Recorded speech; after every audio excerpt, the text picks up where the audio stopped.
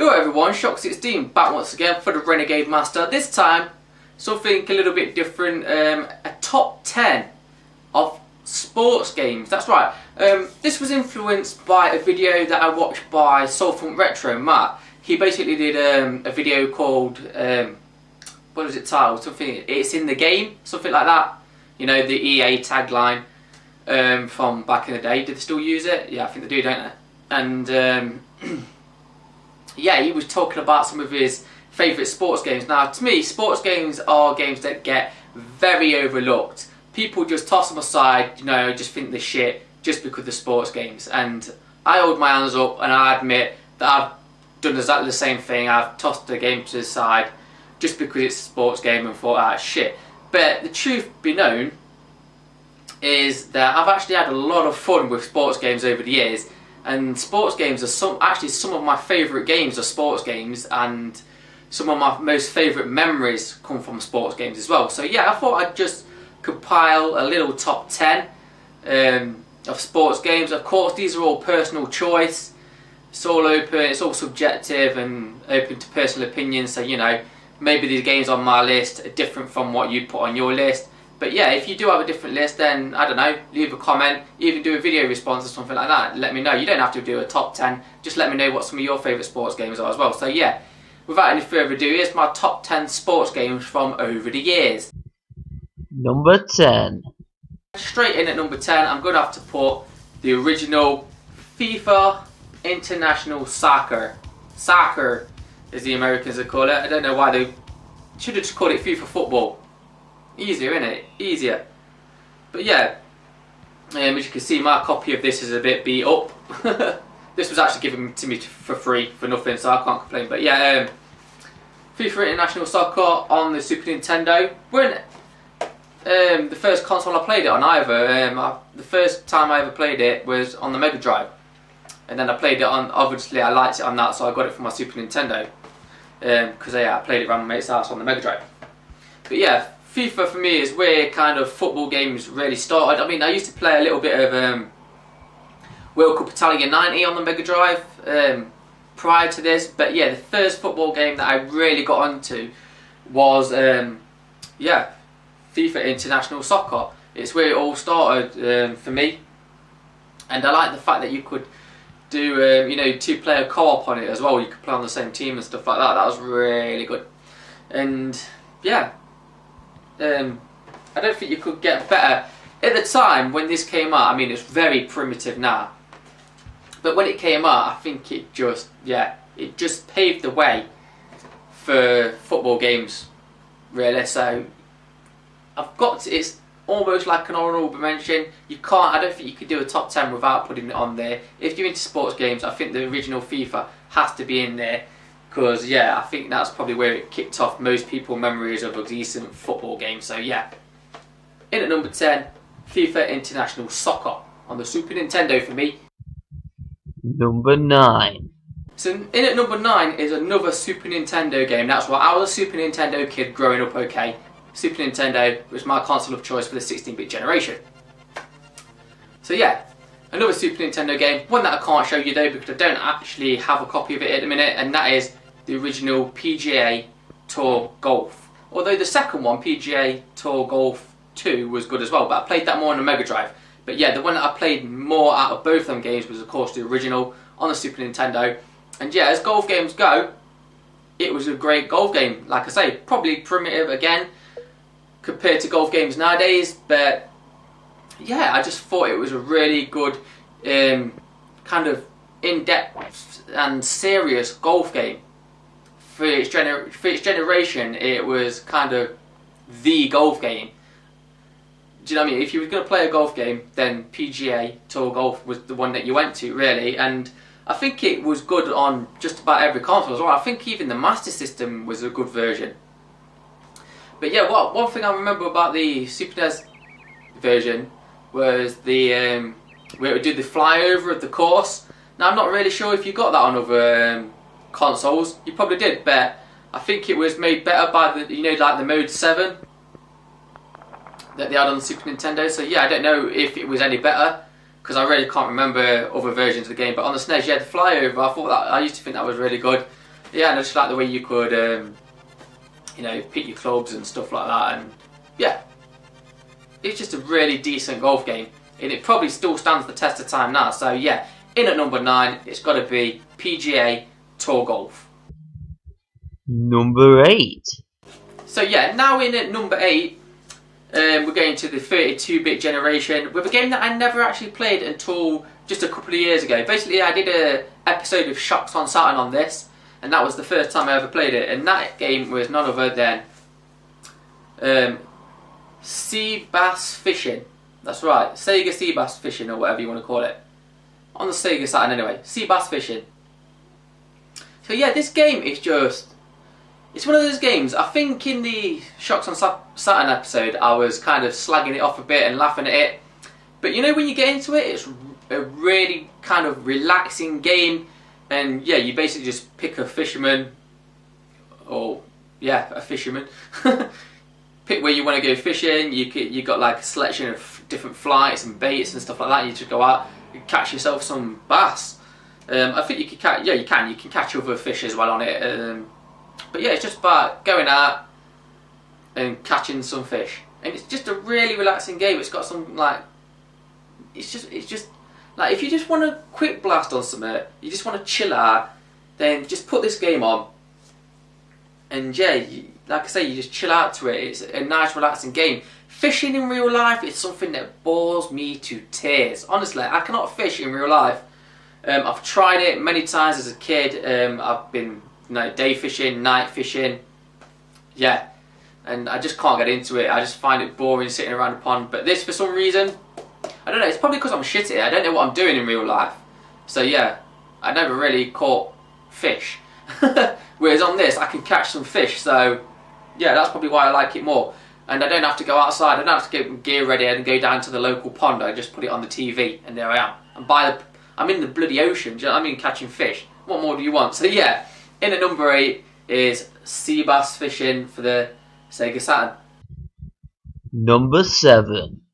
Now in at number 7 is a game that's a little bit more current, well, current-ish should I say, and that's because it's on the Wii, and yeah, probably the most played game on the Wii beside Mario Kart Wii for me, and that is Wii Sports, but one game in particular, like, and that is the bowling.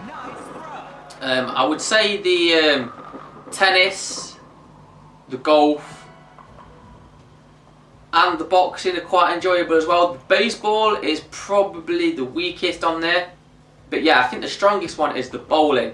I love the bowling on this. And the good thing about this game as well, the bowling one, is my parents don't really play video games. I mean, back in the day they would play a bit of Atari on the 2600, and they would play Tetris on the Game Boy, and that's about it. But yeah, other than that, they don't really play video games. And the bowling, Wii Sports Bowling, is a game that got all my family together, like my sister's kids and everything like that, and my mum and my dad, and we all have our own players saved on this, and we've played like tournaments on it and everything. So yeah, it's just a really fun game. I think it works well with the Wiimotes as well. So yeah, I've got to put it in there. I had so much fun with it. I think it's just a great game, like a game that you can just put on, have a blast, play a game or two on it, and yeah, have a lot of fun with it. So yeah, in at number 7 is going to be Wii Sports, the bowling. Number 6. So my pick for number 6 is going to be back to the Super Nintendo, and that is NBA Jam Tournament Edition. Yeah, I don't know why I've picked Tournament Edition. Tournament Edition is basically the edition that I used to have back in the day, so that's the edition that I bought back. Now, I can't remember playing the normal NBA Jam. I don't think there's that much difference between that. I couldn't tell you what the differences is, because I don't think I played enough of the normal, like the original NBA Jam, to know what the differences was. So yeah, I only know basically what I played of this game, and which was a lot back in the day. But yeah, basketball, there's quite a few good basketball games out there, but NBA Jam back in the day, during that 16-bit generation, was the game to go to if you enjoyed basketball. me as well, I was a big fan of the film, you know, White Men Can't Jump.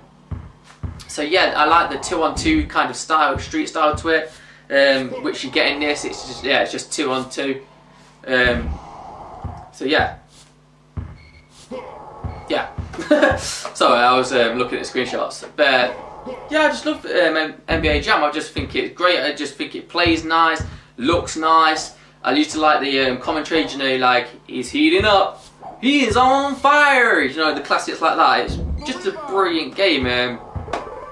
I like the fact you could get a lot of cheats on this as well, so you could put like codes in as players' names, and then you could like get like team mascots and stuff like that. And I'm not sure if it was Tournament Edition or whether it was the original NBA Jam, where you could play as like Bill and Hillary Clinton and stuff like that. But yeah, you could basically just put different like nicknames in for your players, and yeah, you can unlock like secret characters and stuff like that. So yeah, NBA Jam Tournament Edition on the Super Nintendo.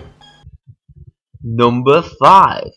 Now, my pick for number 5 is going to be 16-bit generation again, but this time the Mega Drive. That's right. Even though I didn't own one as a kid, like I say, my cousins and my mate all had Mega Drives, and one of the games that I used to play on it a hell of a lot, and I just thought it was brilliant, was NHL 96. Like, I haven't got a copy of the game, so I can't show it you. But yeah, well, I can't show you the case anyway, but yeah, NHL 96 was brilliant. I just loved it. I thought it just looked great, it played smoothly, and yeah, I don't really think I've played another ice hockey game since it. I used to play NHL 94 on the Mega Drive as well, around my cousin's house, but yeah, I've not played another game since that. I do have NHL 97 on the Sega Saturn, so I'm going to have to play it just to see if it's, do you know what I mean, see if they improved it. Do you know what I mean? Other than the graphically, I don't know what changes they could have made to make it better. But yeah, I know. But yeah, the reason why I like 96 is because I think it was the first NHL game that they actually put the fighting in. Because I think they removed it from 94 and 95. And yeah, and in the 96 version, they put it back in, and you had like different like animations. You could pull like a jersey over someone's head and punch them and stuff like that. What else? Oh yeah, the 2 Unlimited theme. It had like that 16-bit like rendition of "Get Ready for This," didn't it? Dun, dun, dun, dun, dun, dun, dun, on the title screen, which was groovy. Don't know where that word came from, but yeah, yeah, NHL 96 on the Mega Drive. Number 4. So now in at number 4, I'm going to go for an extreme sport this time. I think it's classed as an extreme sport as well. Some of you might say, oh, it's not a sports game. But I class it as a sports game because it's kind of like an extreme sport. And that is Tony Hawk's Underground on the PlayStation 2. Now, it was a toss-up between this one and Pro Skater 4 for me. I know a lot of people prefer, is it Pro Skater 2? I think a lot of people prefer. I think that's like when you ask people what Tony Hawk's game they remembered most and had most fun with, I think most people will choose Pro Skater 2. Feel free to correct me on that, but I think that's people's most preferred one. But for me, it was always Pro Skater 4. And then Underground came out, and yeah, I like this. It just had a cool storyline to it. Basically, you start off as just a kid on the street with your mate, doing like little tricks and stuff like that. And then of course your mate screws you over, and then the rest of the game is about you trying to go from like an unknown until you go pro, and then at the end you kind of get your own back on your mate. You know what I mean? You just do him in at the end, which is great. So it's got like a great storyline. It's got like some cameo appearances from like proper famous skateboarders and stuff like that in it, like Bam Margera and is it Rodney Mullen and what's the other guy, like Chad Geezer. But yeah, yeah, anyway. It's just a really great game. Again, pick up and play.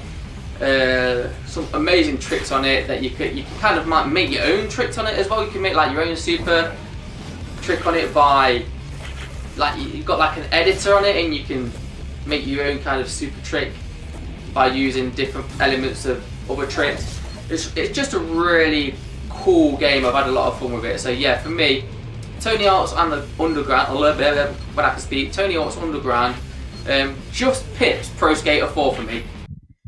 Number 3. Now in at number 3 is another game that I can't show you the case to, but it's from the 32-bit generation, and it's on the PlayStation. Yeah, one of my most played games probably on the PlayStation when it comes to sports games anyway. And it is a game that I do own, but I just don't have the case there. It's at my parents' house. Yeah, waiting to be moved to this joint, I guess, eventually. But yeah, and that game it's another FIFA game, and that is FIFA 2000. Like, for me, I'm not a big football fan, do you know what I mean? I watch international games, you know, World Cup, European Championship, stuff like that. Club football, don't really give a shit about it, do you know what I mean? Back in the day when I was a kid, yeah, I've been a Glory supporter, Man United Glory supporter, but yeah, you know, quickly lost interest in that. And then I used to follow Nottingham Forest for a bit, do you know what I mean? Being my own, like, my own city, should I say. So yeah, I used to follow them for a little bit, but again, lost interest. So yeah, club football for me is just something I just can't be arsed with. So, for me, FIFA games, do you know what I mean? I don't need the next instalment of FIFA. I don't need to buy it every single year because I don't really care about the players and shit like that. It's just the way it is. So yeah, so after the original, it was a long time before I invested in another FIFA game. I played other FIFA games in between, but it was a long time before I invested in one. So yeah, the game I'm going to pick for number 3 is FIFA 2000. For me, that was just a brilliant game. I loved it. Like I say, it was the first time that I bought a FIFA game since the original, and yeah, I was just hooked on it. Played it season after season on that. It was just an amazing football game. For me, I thought it was great. What I liked about it as well is you could edit the players on it. Like I say, I have played other games since then, but not enough to know what all the features are on them and stuff like that. So, but I know on FIFA 2000, it was the first FIFA game I played where you could edit the players and you could edit the team name. So basically, I used to pick the club with the lowest stats, which I think was Wimbledon. I'm sure it's Wimbledon on FIFA 2000. If you go to Premier League and you pick Wimbledon, they have the lowest stats. Like, yeah, just the lowest stats. So I used to pick them, and I used to rename the team to Westwood, which is where I moved in the year 2000. I used to live in a place called Bulwell. If you know, if you're from Nottingham or you know the area well, then you'll know that Bulwell. Yeah, you know where Bulwell is. And basically, it's kind of, I moved from there to a country village called Westwood, kind of a different ends of the scale. Like I say, people in Nottingham will know Bulwell, Westwood, two different sides of the coin basically.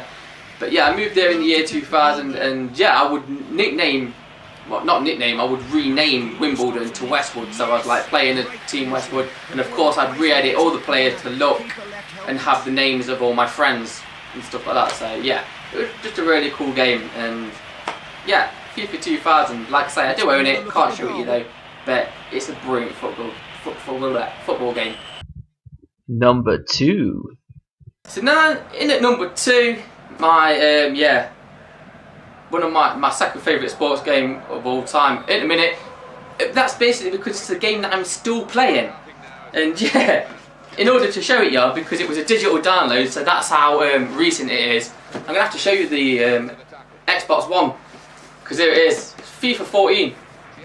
Yeah, basically I haven't upgraded to FIFA 15. As I was saying in my last pick, I don't need to have the teams like every year. For me, I'm not a big football follower, so I don't need to have the current up-to-date players and shit like that. So yeah, I'm not really bothered with FIFA 15, and I probably won't be bothered in buying another FIFA game for probably another 10 years, because like I say, it's been 10 years since I last bought a FIFA game, because I do own this as well, FIFA Football 2004, but yeah, I didn't really like 2004, but you know, it's my original copy, so I kept it. But yeah, like I say, so from FIFA 2000 to, I didn't really get into another FIFA game until FIFA 2014, and again, it wasn't a game that I probably would have bought, but it was a digital download that came free with the Xbox One, and it's an amazing game, honestly. If you've not played FIFA 14, it's amazing. I do own it on the Xbox 360 as well, and I can tell you that the Xbox One version is quite a bit of a step up from the 360 version. It's got a few features and it looks nicer on the Xbox One, as you expect it to. So I expect that the PlayStation 4 version also looks better than the PlayStation 3 version. But yeah, I just think it's a really great game. Yeah, whenever I want a quick blast on the Xbox, I always put FIFA 14 on it, and I just love it. I just go to play a career, and yeah, then I just play seasons through it. I just love it. Yeah, it's just so much more advanced nowadays. Obviously, going from FIFA 2000 all the way up to FIFA 14, you could see how much like sports games have come on. It kind of makes you wonder what more they can possibly be put in to a FIFA game. Do you know what I mean? Because it's literally got everything. The only feature that bugged me on this though is when I first got it. I don't know if what it's like on the PS4, but on the Xbox One, because it's got like the Kinect feature on it.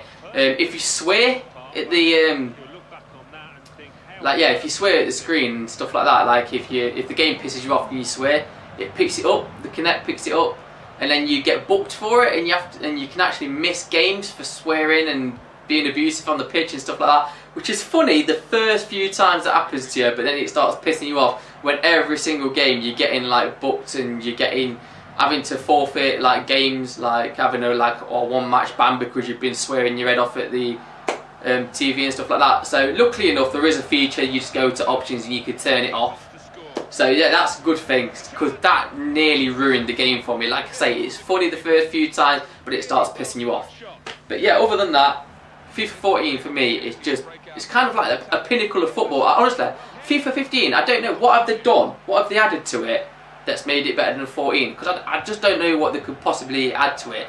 The pitch and, the players, the crowd, everything is just, it's just so realistic. You know what I mean? It's like the most realistic football game I've ever played. So yeah, FIFA 14 is my number 2 choice. Number 1. So in at number 1 of my all-time favourite sports game ever to date, and if you are JL76, John Latimer himself, then you already know what's coming. You know what's coming. You've been waiting for it. Honestly, John, if you've been watching this, you know you've been waiting for it since the video started. So I'm going to put you out in the misery and I'm going to show it to you. And it is International Superstar Soccer Deluxe on the Super Nintendo. For me, this is the best football game ever made. Better than FIFA 14, more realistic. Of course not. Going back to it now, if you didn't play this back in the day, you'd probably think, just like any other sports game, just another average football game. But believe me, if you played this back in the day, you would know how far in front of other like football games it was. There was nothing out there. I mean, this is 16-bit generation. There was not another 16-bit generation football game that was on par with this. In my opinion, this was the pinnacle. Yeah, and I don't know what's different about it as well, because I know you can get International Superstar Soccer, but I don't know why this was called Deluxe on the SNES. I don't know, maybe it adds some other features on it, but yeah, this is the only version of it that I've played, so I wouldn't know what the differences are if there is any. But yeah, for me this was just absolutely brilliant. And yeah, can't you play something like I think you could play like 4 players or 5 players on this and stuff like that. I think you could do that with FIFA as well, couldn't you, to be honest? But yeah, I think you could play it with the multi-tap. And for me, it was just like a bit more advanced because it had like an awesome fatigue feature on it. Basically, like on football games, especially in these days as well, you could basically just, you didn't have to substitute players. You could basically just play for the full 90 minutes. But on this, there is players that if you can't play them for the full 90, I mean you can, but you're going to see the fatigue on them actually shows, and they will start slowing down, and do you know what I mean? They'll start being a bit more sluggish. So you've got to get them off the pitch and get fresh players on, and I like that fatigue system. It was nice and easy to follow as well. There's nothing complicated about it. You just went to your like manager settings, like at half time or something, and yeah, and there was like little faces, and you could see who was tired, who was not. Do you know what I mean? Who's happy, who's not, and just get them off the pitch, put someone on in the place. And another thing about this, if you played this, you will know that you can also edit your team kit, yeah, your home and away kit. You can actually edit and make your own football kit. How brilliant is that? For me, it was just ahead of its time. The only problem with this is there is a scoring point on it. And by that I mean there's a certain point on the pitch where you can stand and you can score every game. Doesn't matter how skilled you are, how good you are at this game. If you know that point, you can score from there every single time. And believe me, if you know it and you've got a dickhead mate that also knows it, yeah, it's just going to be a game of who can run to that spot the first and banging as many goals. It's not going to be about skill. So yeah, me, I like playing games properly, but yeah, if you know that, you can basically just win every single game with ease. And another funny thing about this is there's cheat on this game that I used to like putting on it, and you could turn the referee into an Alsatian dog. So yeah, there's nothing. I used to find it hilarious as a kid getting sent off by a dog because it runs onto the pitch, and yeah, it pulls like a red cord out of its fur and holds it up in its mouth like out of nowhere. Classic. So yeah, but for me, International Superstar Soccer Deluxe is probably the best sports game, football game anyway, definitely the best football game in my opinion ever made. It's just brilliant, and for me it's still as good, it holds up well. It's probably not as good as it was back in the day, but yeah, it still holds up as a good football game, a decent football game for me. So yeah, and that's why it makes my #1 list, because it is probably my most played sports game as well. So there you go. In at #1, International Superstar Soccer Deluxe. Give it some love. If you've not played it, fucking play it. So yeah, there you go guys. That was my top 10 sports games. Like I said, what are yours? I've been Shockz16. Sorry if this video has gone on a little bit longer than I wanted it to be. Might be a bit lengthier than I wanted it to be, but yeah. There we go. I'm Shockz16. This has been my top 10 sports games. See you next time. Bye bye for now. Go!